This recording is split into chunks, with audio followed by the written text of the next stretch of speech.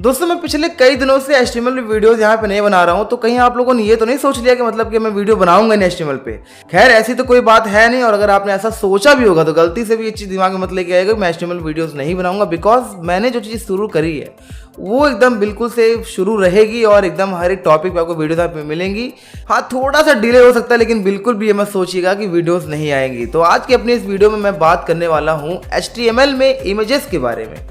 Images हम HTML में किस तरीके से डिस्प्ले करवाते हैं, इमेजेस किस तरीके से एक वेब पेज पे हम लेके आते हैं, आज की इस वीडियो में हम इसी के बारे में बात करने वाले हैं। तो गाइस, अगर मैं यहाँ पे इमेजेस की बात करूँ तो इमेजेस क्या होता है। इमेजेस कई फॉर्मेट में हो सकते हैं, जैसे JPG होता है आपका, PNG फॉर्मेट होता है, GIF जिफ फॉर्मेट जो हल्का सा एनिमेटेड नहीं होता उसको हम लोग GIF बोलते हैं, जिफ फॉर्मेट। तो ऐसी कोई भी इमेजेस हो उनके लिए हम लोग HTML में IMG टैग यूज करते हैं। कौन सा टैग यूज करते हैं? IMG टैग यूज करते हैं। IMG टैग यूज किया जाता है HTML में।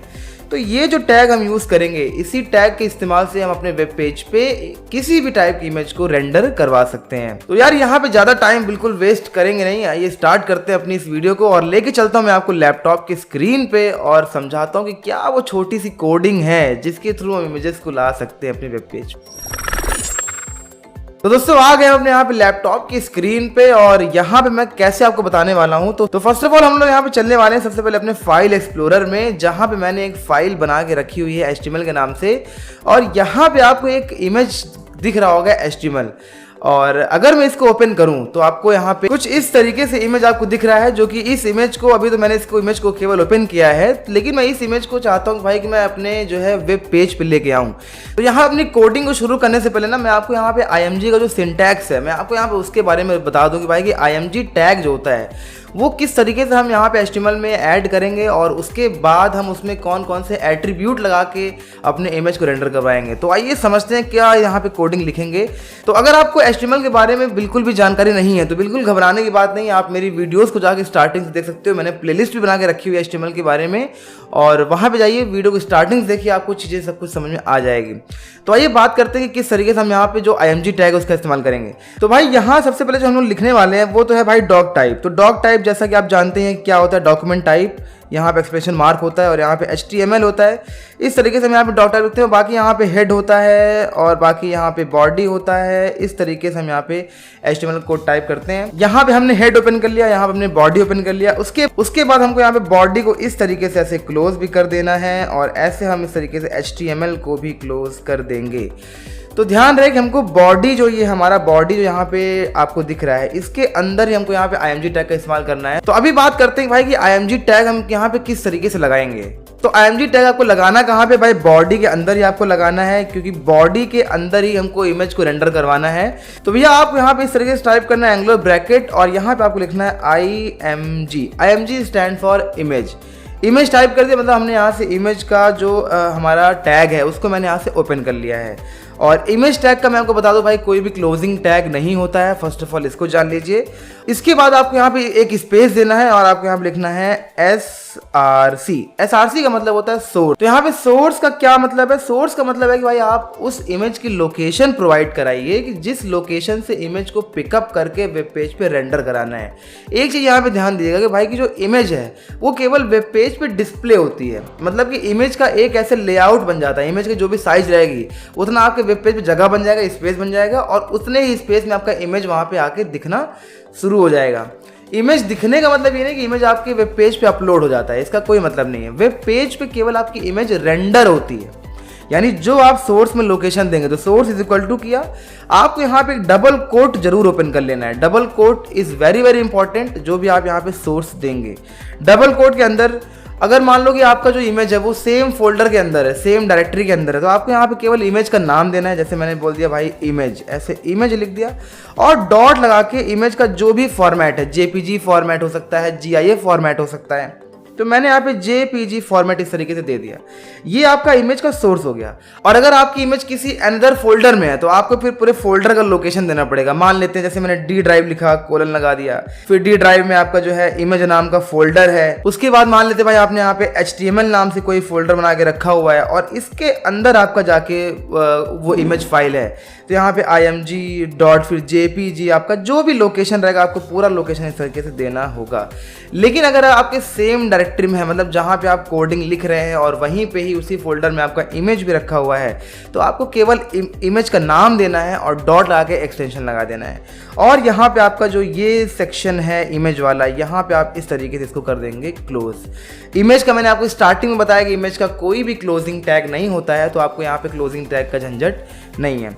हाँ, ये ध्यान रखिएगा भाई कि बॉडी के अंदर सब कुछ तो बॉडी के अंदर ही होता है, तो इमेज भी बॉडी के अंदर ही होगा, राइट। तो इमेज के अंदर आपको इस तरीके से सोर्स एट्रीब्यूट, सोर्स आपका क्या है, एट्रीब्यूट है, सोर्स आपका एट्रीब्यूट है, इमेज आपका टैग है। तो इस टैग के अंदर ये एट्रीब्यूट में आपको देना है लोकेशन इमेज का। तो ना केवल इमेज टैग में सोर्स टैग होता है, बल्कि एक होता है आपका यहाँ पे ऑल्ट टैग भी एक होता है, जिसको बोलते हैं अल्टरनेटिव टेक्स्ट। क्या बोलते हैं, अल्टरनेटिव टेक्स्ट का नाम दिया जाता है। एक होता है आपका विड्थ होता है, राइट, एक होता है आपका हाइट होता है। ये सारे इमेज जो टैग आप यहाँ देख रहे हैं, इमेज टैग के अंदर ये सारे एट्रीब्यूट लगाते हैं हम इमेज के स्पेसिफिकेशंस को सेट करने के लिए। अब अल्टरनेटिव टेक्स्ट क्या काम करेगा, ये आपके इमेज के लिए एक अल्टरनेटिव टेक्स्ट जो आप चाहते हैं वो आप लिख सकते हैं अपने इमेज के बारे में।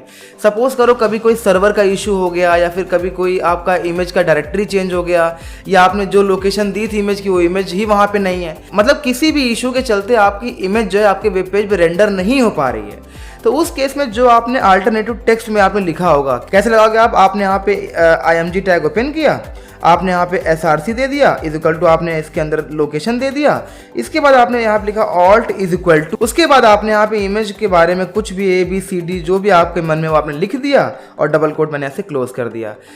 तो ये आपने अल्टरनेटिव टेक्स्ट लगा दिया इस इमेज पे।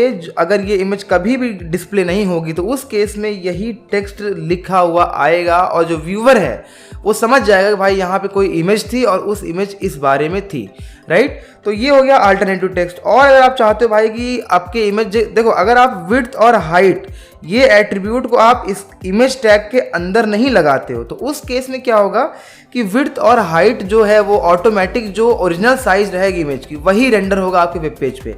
लेकिन मान लो आप चाहते हो भाई कि मैं विड्थ और हाइट को भी कंट्रोल करना चाहता हूँ इमेज की, तो उस केस में आपको यहाँ पे विड्थ बराबर विड्थ इज इक्वल टू, अब यहाँ पे आपने 50 लिख दिया, डबल कोट के अंदर लिखना है, इसको मत भूलिएगा।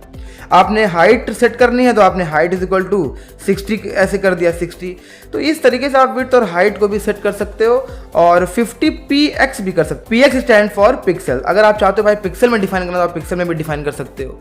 तो ये रहा पूरा आपका इमेज टैग को हम किस तरीके से लगाएंगे। तो जल्दी से क्या करेंगे ना, ये तो हो गए भाई थ्योरेटिकल पार्ट जो मैंने आपको यहाँ पे सिखाया है। अब जल्दी से हम क्या करेंगे भाई, इसको चलते हैं लैपटॉप पे और नोटपैड फाइल में। नोटपैड इसलिए बिकॉज अभी छोटी छोटी चीज़ें हैं जिनको हमको यहाँ पे गौर करना है, जिनको हमको यहाँ पे सीखना है। एक बार नोटपैड में चीज़ें समझ में आ गई, छोटी छोटी चीज़ें समझ में आ गई, तो हम उसके बाद विजुअल स्टूडियो कोड, जिसपे बेसिकली हम कोई वेब पेज या फिर कोई भी एप्लीकेशन सॉफ्टवेयर वगैरह हम लोग उस पर बनाते हैं, तो वहाँ पे हम उस चीज़ को कैसे करेंगे वो मैं आपको बताऊंगा। तो अभी क्या करेंगे कि आपको यहाँ पे नोटपैड की फाइल दिख रही होगी और यहाँ पे आपको ये सारा जो टेक्स्ट है, सारा जो कोड है वो आपको यहाँ पे लिखा हुआ दिखाई दे रहा होगा कि डॉक टाइप HTML। भाई ये तो लगाएंगे ही, क्यों लगाएंगे, सारी वीडियोस आपको पीछे मिल जाएगी, आप वहाँ जाके देख सकते हैं। HTML है, बॉडी है, ये सब कुछ तो नॉर्मल सी चीज़ें हैं। यहाँ मैंने एक H2 यहाँ पे ऐड कर दिया है HTML इमेजेस के नाम से, कुछ ऐसी एक्स्ट्रा। और यहाँ पे P मतलब पैराग्राफ टैग होता है, जो मैंने यहाँ पे कर लिया है HTML images are defined with the IMG tag, right. उसके बाद जो मैंने अभी आपको यहाँ पे बताया हुआ है कि किस तरीके से हम सेट करेंगे, मैंने आपको यहाँ पे वही चीज़ें मैंने यहाँ पे लिख दी है भाई। इमेज SRC मतलब सोर्स और यहाँ पे img.jpg। क्यों ये img.jpg, बिकॉज जो हमारी ये फाइल है ये इसका नाम क्या है, इमेज है, तो इसीलिए मैंने यहाँ पे इमेज लिखा हुआ है। और .jpg कैसे मालूम चला, तो आपको करना क्या है कि भाई जो भी आपकी इमेज है उस पर आप राइट क्लिक करेंगे और यहाँ पे आप प्रॉपर्टीज पे क्लिक करेंगे तो आपके सामने एक डायलॉग बॉक्स ओपन हो जाएगा और यहाँ पे आपको दिख रहा होगा JPG फाइल और एक्सटेंशन दिख रहा होगा .jpg। तो अगर आपको एक्सटेंशन नहीं मिल रहा है तो आप यहाँ से एक्सटेंशन भी देख सकते हैं प्रॉपर्टीज में जाके। तो इसीलिए मैंने यहाँ पे image.jpg यहाँ पे लिख दिया। तो अभी क्या करेगा ये बॉडी, क्या करेगा ये जो बॉडी आपका है, इसी बॉडी में इस इमेज को वो रेंडर करा देगा, राइट। अब करेंगे क्या, आप यहाँ पे Ctrl+S कर सकते हैं अगर आपने पहले से इसको सेव किया हुआ है, या तो क्या करेंगे हम यहाँ से फाइल में आएंगे और यहाँ से सेव एज पे क्लिक करेंगे और यहाँ पे आप Ctrl+Shift+S भी आप यहाँ प्रेस कर सकते हो और यहाँ पे हम कोई भी नाम देके .htm यहाँ लगा देंगे देंगे तो इससे क्या फ़र्क पड़ेगा, इससे जो हमारी ये नोटपैड की फाइल है वो कुछ इस तरीके से आपके यहाँ पे बन के चली आएगी। आपके लैपटॉप में, आपके डेस्कटॉप में जो भी ब्राउज़र इंस्टॉल रहेगा उसी का यहाँ पे आइकन आएगा। मेरे में क्रोम ब्राउज़र है डिफ़ॉल्ट, तो इसीलिए यहाँ पे क्रोम का आइकन बना हुआ आ रहा है। मतलब जब मैं इसको एक्सेस करूँगा एंटर दबा के तो क्रोम फाइल से इसको ओपन किया जा सकता है। तो जैसे मैंने इसको ओपन किया हमारे यहाँ पे क्रोम ओपन हो गया और आपके सामने दिख रहा है कि जो हमने हेडिंग दिया था HTML इमेजेस के नाम से, जो मैंने पैराग्राफ दिया था वो पैराग्राफ यहाँ पे आ रहा है और साथ में वो इमेज भी आपका यहाँ पे रेंडर हो चुका है। और ये जो इमेज रेंडर हुआ है ये अपनी पूरी ओरिजिनल साइज में हुआ है। क्यों साइज में हुआ है? बिकॉज जो आप यहाँ देख पा रहे हैं, बिकॉज जो आप यहाँ पे कोडिंग देख पा रहे हैं ना, कोडिंग में क्या है, मैंने कोई भी विड्थ और हाइट इसका एट्रीब्यूट डिफाइन नहीं किया है, जो कि मैंने आपको अभी यहाँ पे बताया। अगर आप यहाँ पे विड्थ और हाइट इसकी डिफाइन कर देंगे, ये चीज़ अगर आप इसको डिफाइन कर देंगे तो उस केस में क्या होगा कि विड्थ और हाइट डिफाइन हो जाएगा और उसी विड्थ और हाइट के अकॉर्डिंग ही आपका इमेज वहाँ पे आएगा। तो फिलहाल के लिए मैंने इसको किया यहाँ से ऐसे बंद। और हम अभी क्या करेंगे, मान लेते हैं मुझे इस इमेज की विड्थ और हाइट को कॉन्फ़िगर करना हो, मॉडिफाई करना हो, तो क्या करेंगे, हम क्रोम को करेंगे इस तरीके से मिनिमाइज और क्या करेंगे, अपने कोड को एडिट करने के लिए यहाँ पे राइट क्लिक करेंगे और यहाँ पे जाएंगे ओपन विथ और यहाँ पे हमें चूज करना है नोटपैड। विजुअल स्टूडियो कोड का देखिए ऑप्शन यहाँ पे दे रहा है, बट इसकी बात हम करेंगे बाद में। इस पे क्लिक करेंगे नोटपैड पे और आपके सामने कोड यहाँ पे उसका एडिट मोड में आ जाएगा। अब हमें करना क्या है, और मैं यहाँ पे कर्सर लेके आ गया, मैंने यहाँ पे एक स्पेस किया और अब मुझे यहाँ पे लिखना है विड्थ। मैंने ऐसे विड्थ लिख दिया। स्पेलिंग आपको यहाँ पे खास ख्याल रखना है, स्पेलिंग मिस्टेक होगी तो भाई एट्रीब्यूट जब उसको समझ में नहीं आएगा कंप्यूटर को आपके, तो आपके कहाँ से उसको वो अप्लाई कर पाएगा। तो विड्थ मैंने इज इक्वल टू किया और मैंने मान लेते मैंने यहाँ पे 100 कर लिया, राइट 100। और हाँ बिल्कुल मत भूलिएगा double quote is very very important कि ये प्रॉपरली वर्क करे। फिर यहाँ से आपको हाइट देना है तो आपने यहाँ पे HEIGHT दे दिया, हाइट इज इक्वल टू किया, देन डबल कोट, देन मैंने यहाँ पे 150 कर लेते हैं, राइट। तो ऐसे वर्टिकली लंबा आएगा और विड्थ उसकी थोड़ी सी 50 तक कम आएगी। ऐसे कर लिया और अभी आपको यहाँ पे प्रेस करना है कंट्रोल S, बिकॉज हमारा कि ये कोड है वो सेव है ऑलरेडी। कंट्रोल S कर लिया और अपने क्रोम ब्राउजर में आ गया और अब आपको उन सभी जो चेंजेस आपने किया उसको अप्लाई करने के लिए आपको F5 प्रेस करना है और F5 प्रेस करते आपके सामने यहाँ पे आ रहा है कि भाई आपका इमेज छोटा हो गया और आपको दिख रहा होगा इसकी जो हाइट है वो आपकी ज़्यादा लग रही है और जो विड्थ है वो थोड़ी सी कम लग रही है, मतलब कि रेक्टेंगुलर फॉर्म में आपको ये दिख रहा है। तो अगर मैं इसकी जो ये विड्थ है अगर ये भी मैं यहाँ पे 50 कर दिया तो बराबर हो गया, तो इसका मतलब क्या हो भाई स्क्वायर शेप में आ जाएगा। इसको कंट्रोल S करेंगे, यहाँ से F5 करेंगे तो अब आप देख पा रहे हैं कि आपकी इमेज की जो साइज़ है वो अकॉर्डिंग टू यू जो आप वहाँ पे सेट कर रहे हैं आप उसी के हिसाब से वो वहाँ पे रेंडर करा रहा है। तो ये है कि आप किस तरीके से HTML की विड्थ और हाइट यहाँ पे डिफाइन करेंगे। और एक आपका लास्ट बचता है आल्ट एट्रीब्यूट। अब यहाँ पे आल्ट का क्या यूसेज है मैंने आपको पहले ही बता दिया है कि भाई कि अगर कोई भी ऐसा टेक्स्ट आपको डिफाइन करना है तो आप यहाँ पे डिफाइन कर सकते हो। जैसे अगर मान लो मैंने इमेज को रीनेम कर दिया तो भाई इमेज ये जो सोर्स है इस सोर्स पे अगर आप देखेंगे फोल्डर को तो यहाँ पे इमेज नाम है। अगर मैं इसको इमेज 1 कर दूं, मैंने इसको इमेज या ई लगा दिया, मैंने इमेजी कर दिया, तो अभी इमेजी नाम का तो वहाँ पे कोई फाइल है ही नहीं JPG नाम का। और कंट्रोल S किया और मैं यहाँ पे आ गया और मैंने इसको F5 किया तो आप देखेंगे कि मतलब यहाँ पे कुछ भी लिखा हुआ नहीं आ रहा है। मतलब बस यहाँ पे उस जो इमेज का आपने यहाँ पे साइज वगैरह दिया हुआ है बस इसका क्या कर रहा है, इसका वो केवल कैनवास बना दिया, बस इसको बोलते हैं कैनवास या फिर आप लेआउट बोल सकते हैं। ये केवल लेआउट यहाँ पे बना के दिखा रहा है भाई कि इतनी बड़ी इमेज की साइज है, लेकिन इमेज किस बारे में है पता नहीं, राइट। तो ऐसी दिक्कत से बचने के लिए आप क्या कर सकते हैं, जैसे मैंने ऐसे कर दिया स्पेस, आप यहाँ पे लिखिए alt stand for alternative text is equal to किया, मैंने यहाँ पे लिख दिया ABCD या आपके मन में जो भी आप वहाँ पे लिख सकते हो। ऐसे डबल कोट मैंने क्लोज किया और यहाँ पे कंट्रोल S करेंगे एंड देन आप इसको आप F5 करेंगे तो देखिए अब यहाँ पे ABCD लिखा हुआ आ रहा है, राइट। और इस केस में जो लेआउट था वो यहाँ पे ऑटोमेटिक हट गया। अब ये बता रहा है कि भाई की जो यहाँ पे जो इमेज थी वो ABCD के बारे में थी। अब जो भी व्यूवर है उसका नेट कनेक्टिविटी स्लो होगा या उसके सर्वर में कोई इशू होगा, किसी भी रीज़न से यहाँ पे वो अगर इमेज डिस्प्ले नहीं कर पा रही है तो उसके बिहाफ में यहाँ पे क्या शो करेगा, वही जो आपने अल्टरनेटिव टेक्स्ट यहाँ पे दिया हुआ है। तो ये है कुछ जनरल एट्रीब्यूट जो आपके इमेज टैग में यहाँ पे आप दे सकते हैं। अगर कोई फोल्डर है, जैसे मान लिया कि जैसे मान लेते हैं कि भाई कि मैंने यहाँ पे एक नया फोल्डर बना दिया, Ctrl+Shift+N किया नया फोल्डर बनाने के लिए, और मैंने यहाँ पे लिख दिया YouTube कर दिया, मान लेते हैं मैंने यहाँ पे YouTube कर दिया, राइट। और इस इमेज को मैं उठा के इस फोल्डर के अंदर इस तरीके से मूव कर दिया, मूव हो गया। और अगर आप यहाँ पे फोल्डर के अंदर जाएंगे तो आपको यहाँ दिखाई देगा। तो इस केस में ना अब आपको क्या करना है कि आपका देखो, आपको जो सोर्स कोड है वो कोड यहाँ पे प्लेस्ड है, राइट, इसी सेम फोल्डर में नहीं है। और अब आपको इसी इमेज को वापस से करना है, और आप चाहते भाई मैं इसी इमेज को वापस से रेंडर करा दूं वहाँ पे। तो अभी अगर आप यहाँ पे चेंज करके इमेज कर देंगे, मतलब मैंने इसको सही कर दिया, राइट, Ctrl+S करेंगे और यहाँ पे मैं इसको F5 किया, देखिए अभी भी वो इमेज यहाँ पे नहीं आ रही है, बिकॉज वो जो इमेज है उसकी जो डायरेक्टरी है, जो लोकेशन है वो चेंज हो गया है। तो आपको यहाँ पे क्या करना पड़ेगा, पूरा कंप्लीट सोर्स देना पड़ेगा। तो सोर्स आपका क्या है, सोर्स आपका है YouTube, और यहाँ पे आपका है एक स्लैश। ये स्लैश क्या बता रहा है कि भाई कि YouTube नाम का कोई भी फोल्डर होगा, उस फोल्डर के अंदर इमेज नाम का एक फाइल होगा, और वो फाइल कैसा होगा, .jpg फाइल होगा। मैं Ctrl+S करूंगा और मैंने यहाँ पे आके F5 किया, और अब आपके सामने वो इमेज वापस से रेंडर हो चुकी है। तो अगर किसी फोल्डर में है तो आपको इस तरीके से फोल्डर भी आपको यहाँ पे डिफाइन करना पड़ेगा। सोर्स में आपको सोर्स कंप्लीटली देना पड़ेगा।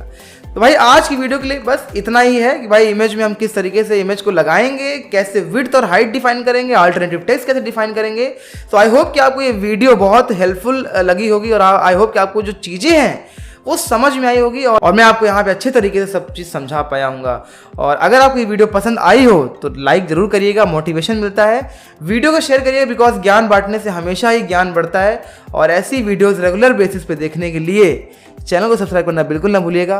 तो फिर मिलेंगे किसी और वीडियो में ऐसे ही नॉलेजेबल कंटेंट के साथ।